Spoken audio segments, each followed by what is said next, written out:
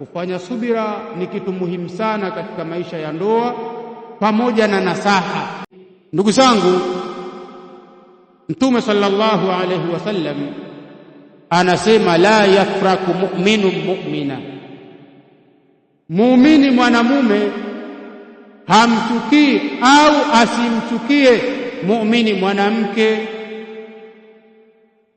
in sakhita minha khuluqa, kama yeye amechukia akaghadhibika akakasirika akawa hakuipenda tabia fulani, radhiya minha akhar, basi ataridhia kwa huyo mwanamke kingine.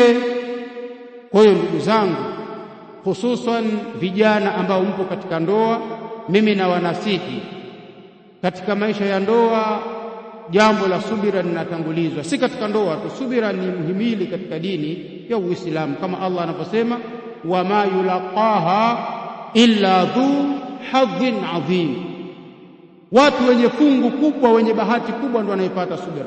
Kwa hiyo nisimalize muda wetu, nikomee hapa.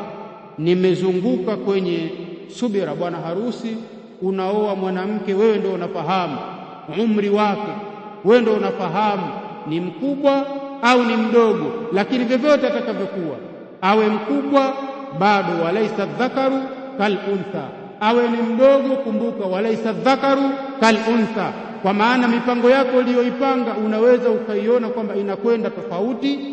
Cha msingi kuvumilia pamoja na nasaha. Tumuombe Allah subhanahu wa ta'ala atusikilizishe yaliyokuwa mazuri na kuyafuata, na yale mabaya atupe nguvu na taufiki ya kuweza kuyaacha. Wallahu a'lam.